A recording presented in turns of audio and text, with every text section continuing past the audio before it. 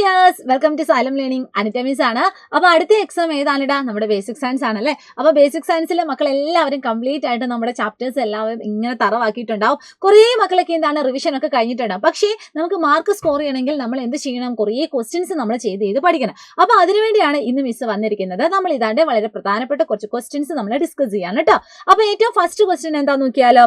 Question ഇതാണ്: observe the figure in which the iron dust is stuck on to the bar magnet. അതായത് which one is correct? ഇതാണ് ചോദ്യം. മുകളിൽ കൊടുത്തിരിക്കുന്നവയിൽ ശരിയായ ചിത്രം ഏതാണ്, എന്തുകൊണ്ട്?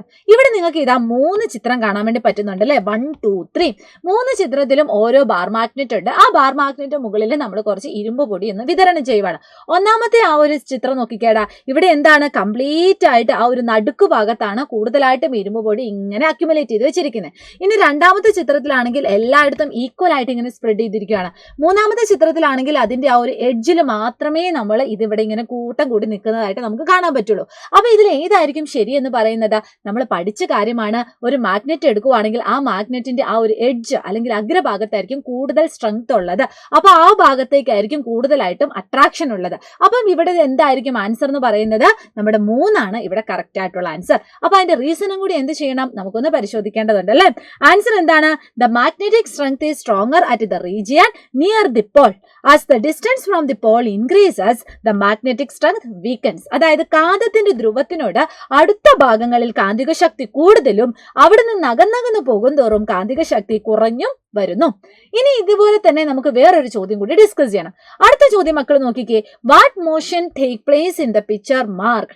1, 2 എന്ന് അടയാളപ്പെടുത്തിയിരിക്കുന്ന ചിത്രത്തിൽ ഏത് ചലനത്തെ പറ്റിയാണ് പരാമർശിച്ചിട്ടുള്ളത്?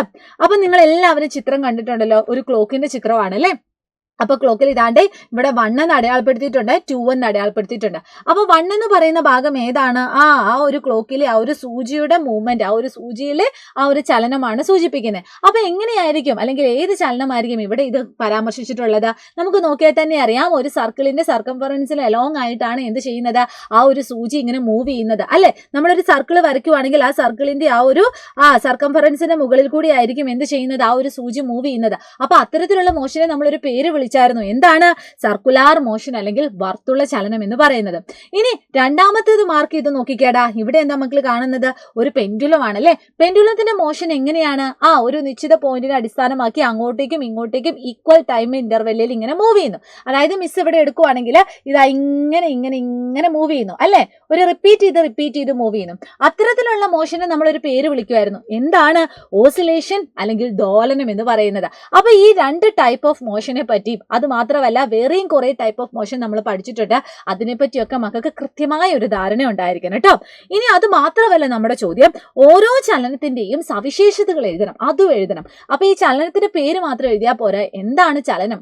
പറ്റുവാണെങ്കിൽ കുറച്ച് എക്സാമ്പിൾസ് മക്കൾ എഴുതി നോക്കുക കേട്ടോ. അപ്പൊ നമുക്ക് നോക്കാം. ഫസ്റ്റ് വൺ ഏതാണ്? Circular motion. രണ്ടാമത്തേത് ഓസിലേഷൻ ആണ്. സർക്കുലാർ മോഷന്റെ പ്രത്യേകത എന്താണ് നമ്മൾ എഴുതിയത്? നേരത്തെ മിസ് പറഞ്ഞതുപോലെ തന്നെ എന്താണ്? ആ ഒരു സർക്കംഫറൻസിന് അക്രോസ് ആയിട്ടാണ് അത് മൂവ് ചെയ്യുന്നത്. ഇനി ദോലനം അല്ലെങ്കിൽ ഓസിലേഷൻ എന്ന് പറഞ്ഞാൽ എന്താണ്? നമ്മൾ നേരത്തെ പറഞ്ഞതുപോലെ തന്നെ റെഗുലർ ടൈം ഇന്റർവെല്ലിൽ ഇങ്ങനെ റിപ്പീറ്റ് ചെയ്ത് വരുന്നു. ഇനി അതിന്റെ എക്സാമ്പിൾസ് മക്കൾക്ക് ഇവിടെ കാണുന്നുണ്ടല്ലോ. എന്തൊക്കെയാണ്? ഒരു കയറിൽ കെട്ടിയ കല്ല് ഇങ്ങനെ വട്ടത്തിൽ കറങ്ങുന്നത്. അതുപോലെ തന്നെ എന്താണ്? വൃത്തപാതയിലൂടെ ഒരു കളിവണ്ടിന്റെ മൂവ്മെന്റ്, അതും എന്താണ്? ഇതിന് എക്സാമ്പിൾ ആണ്. ഇനി ദോലനത്തിന്റെ എക്സാമ്പിൾ ആണ് ക്ലോക്കിലെ പെൻഡുലത്തിന്റെ ചലനം, അതുപോലെ തന്നെ ഊഞ്ഞാലിന്റെ ചലനം. നോട്ട് ചെയ്ത് വെക്കുക കേട്ടോ. ഇനി നമുക്ക് അടുത്ത ചോദ്യത്തിലേക്ക് പോവാം. അടുത്ത ചോദ്യം ഇതാണ്ട് ഒരു ബോക്സ് തന്നിട്ടുണ്ട്. ആ ബോക്സിൽ 2 കുട്ടികളുടെ കുറച്ച് കാര്യങ്ങളാണ് എഴുതിയിരിക്കുന്നത്. അപ്പൊ ഒന്നാമത്തെ കുട്ടിക്ക് ഇവർക്ക് 2 പേർക്കും എന്തോ ഒരു രോഗമുണ്ട്. അപ്പൊ ആ രോഗത്തിന്റെ ലക്ഷണങ്ങളാണ് ഇവിടെ കാണിച്ചു വന്നിരിക്കുന്നത്. ഒന്നാമത്തെ കുട്ടീന്റെ രോഗത്തിന്റെ ആ ഒരു ലക്ഷണങ്ങൾ എന്തൊക്കെയാണ്? വായില് വ്രണങ്ങളുണ്ട്, അതുപോലെ തന്നെ മോണയില് പഴുപ്പും രക്തസ്രാവവും ഉണ്ട്. ഇനി രണ്ടാമത്തെ കുട്ടിക്ക് എന്താണ്? രക്തക്കുറവുണ്ട്, വിളർച്ചയുണ്ട്, അതുപോലെ തന്നെ അമിതമായ ക്ഷീണമുണ്ട്. ഇനി നമ്മളോട് ചോദിച്ചിരിക്കുന്ന ചോദ്യം എന്താണ്? കുട്ടികളിൽ കാണുന്ന അപര്യാപ്തത രോഗങ്ങളുടെ പേരെഴുതാനാണ് പറഞ്ഞിരിക്കുന്നത്. നമ്മൾ ഓൾറെഡി പഠിച്ചതാണ് ന്യൂട്രിയൻ ഡെഫിഷ്യന്റ് ഡിസീസസ്. അതിന് കുറച്ച് എക്സാമ്പിൾസ് പഠിച്ചതാണ്.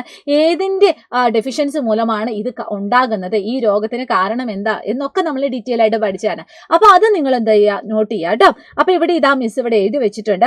Vitamin A, vitamin B, vitamin C, vitamin D, iron, iodine, ഇതിന്റെ എല്ലാത്തിന്റെയും ഡെഫിഷ്യൻസി മൂലം ഉണ്ടാവുന്ന ആ ഒരു ഡിസീസസിന്റെ പേരും ആ ഡിസീസസ് ഉണ്ടെങ്കിൽ അതിന്റെ ആ ഒരു സിംറ്റംസ് അല്ലെങ്കിൽ അതിന്റെ ലക്ഷണങ്ങൾ നമ്മൾ ഇവിടെ തന്നിട്ടുണ്ട്. പഠിച്ചിട്ടുണ്ട്. ഇനി നമുക്ക് അനുയോജ്യമായിട്ട് ആ ടേബിളിൽ കൊടുത്തിരിക്കുന്നത് ഒന്ന് ചെക്ക് ചെയ്തിട്ട് നമുക്ക് ആ രോഗം ഏതാണെന്ന് കണ്ടുപിടിച്ചാൽ മതി. ടേബിളിൽ എന്തൊക്കെയായിരുന്നു കൊടുത്തിരിക്കുന്നത്? വായിൽ വ്രണങ്ങളുണ്ട്, അതുപോലെ തന്നെ മോണയിൽ പഴുപ്പും രക്തസ്രാവവും ഉണ്ട് അല്ലേ. അപ്പൊ ആ ഒരു രോഗത്തിനെ വിളിക്കുന്ന പേരെന്താണിടാ? വായ്പുണ്ണും അതുപോലെ തന്നെ സ്കാർവി. ഓക്കെ, മൗത്ത് സോഴ്സും അതുപോലെ തന്നെ സ്കാർവി. അപ്പൊ ഒന്നാമത്തെ കുട്ടിക്ക് ബാധിച്ചിരിക്കുന്ന ആ ഒരു രോഗം എന്ന് പറഞ്ഞ ഏതാണ്? വായ്പുണ്ണും അതുപോലെ തന്നെ സ്കാർവിയുമാണ്. ഇനി രണ്ടാമത്തെ കുട്ടീന്റെ ലക്ഷണം എന്താണ്? രക്തക്കുറവ്, വിളർച്ച, അമിതമായ ക്ഷീണം എന്നിവയാണ് അല്ലെ. അപ്പൊ ഏതാണ്? ഇതാണ്ട് രക്തക്കുറവ്, വിളർച്ച, ലാക്ക് ഓഫ് ബ്ലഡ്, അതുപോലെ തന്നെ പെയിൽനെസ്. അതിന് റീസൺ എന്താണെടാ? ആ ഒരു രോഗത്തിന്റെ പേരാണ് നമ്മുടെ അനീമിയ എന്ന് പറയുന്നത്. ഏതിന്റെ ഡെഫിഷ്യൻസി മൂലമാണ്? അയണിന്റെ ഡെഫിഷ്യൻസി അല്ലെങ്കിൽ ഇരുമ്പിന്റെ ഡെഫിഷ്യൻസി. അപ്പൊ ഉറപ്പായിട്ട് നോട്ട് ചെയ്തിട്ട് വേണം മക്കൾ എന്ത് ചെയ്യാൻ? എക്സാമിന് എഴുതാനും. ഇനി ഇതുപോലെ തന്നെ ഒരു ചോദ്യം കൂടി നമുക്കൊന്ന് ഡിസ്കസ് ചെയ്യാം.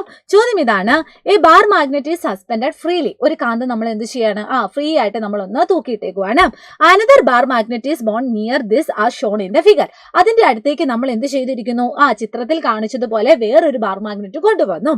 ഇനി കെട്ടിത്തൂക്കിയ കാന്തത്തിന് എന്ത് സംഭവിക്കും? അതിന്റെ റീസൺ എന്താണ്? അതാണ് ചോദ്യം. അപ്പൊ മക്കൾ ഇവിടെ നോക്കിക്കേടാ, ഇവിടെ ഇതാണ്ട് നമ്മളൊരു ബാർ മാഗ്നറ്റ് ഇങ്ങനെ ഫ്രീ ആയിട്ട് സസ്പെൻഡ് ചെയ്തിട്ടുണ്ട്. അപ്പൊ നമ്മൾ പഠിച്ചതാണ് ഫ്രീ ആയിട്ട് അല്ലെങ്കിൽ യാതൊരുവിധ ഫോഴ്സും കൊടുക്കാൻ നമ്മൾ ഫ്രീ ആയിട്ട് ഒരു മാഗ്നറ്റ് തൂക്കിയിടുവാണെങ്കിൽ അത് എപ്പോഴും ഏത് ഡയറക്ഷനിലാണ് നിൽക്കുന്നത്? നോർത്ത് സൗത്ത് ഡയറക്ഷനിലാണ് നിൽക്കുന്നത്.